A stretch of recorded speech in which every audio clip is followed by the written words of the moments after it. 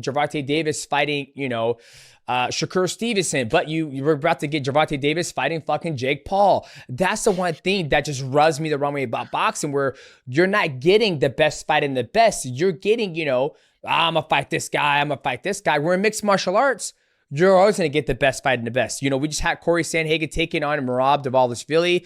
We're going to get Islam taking a JDM. Like, that's one thing where it's like, man, like, I think boxing could use a little dose of streamline where it's like, fuck you, you're going to fight this guy. If not, then you're out of here. Like, I don't know. That's why, for me, it's hard for a fan to get behind an athlete because I don't know what they're going to do with their career. Like, I love Gervonta Davis. Now he's fighting Jake Paul. And I'm like, do I put any substance of him actually training or what? Yeah, I mean, Gervonta's a...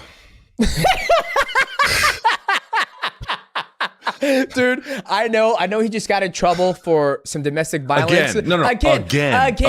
I know. And I'm just like, it's like, dude, I'm willing for some of these guys, especially if you know where like Gervonta comes from, man. And you've seen like, for example, I take the train to New York from DC to New York all the time. And it cuts through the open.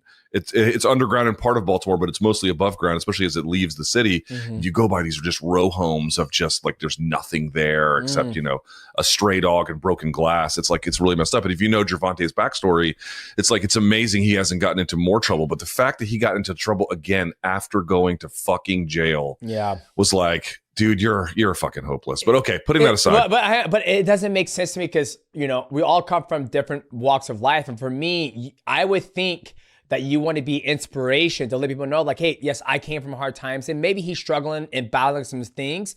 But it's like, hey, I came from hard times. Let me be a light, a beacon for people like, okay, guys, let's step away and let's all try to do better. Let's try to be somebody that we didn't have when we were growing up, right? And then that's what I try to gain inspiration from when I look at these athletes who come from hard times. They're in a position where they made it. He's got all the money in the world. There's no reason for him. If you're having a hard time, leave the room.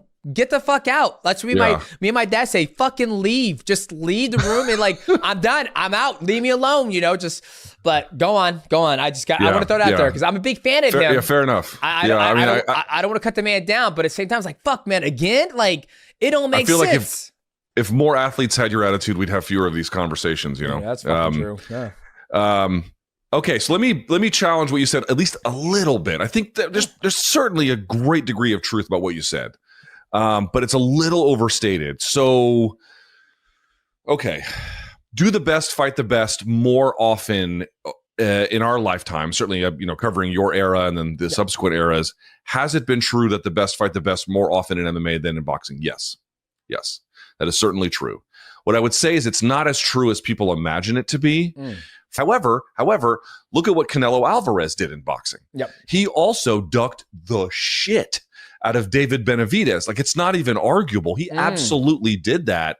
And the reason why I bring that up and the reason why it's relevant is, one, you can see some symmetry between the two sports. They both kind of struggle with this for different reasons, especially at the elite level. It can become a little harder to come by.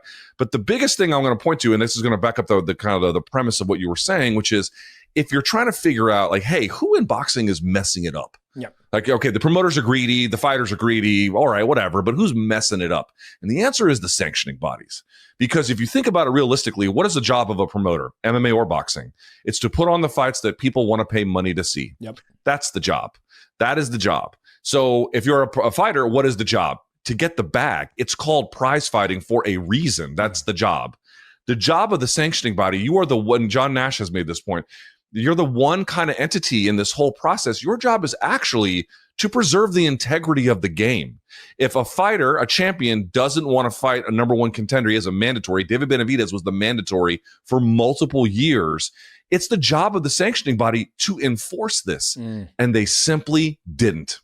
And on top of that, they'll create like, oh, this guy's the South American silver diamond champion, just some title you've never heard of. This is the regular champion. This is the regular interim champion. They have commodified the one role in boxing that is supposed to be the opposite of that.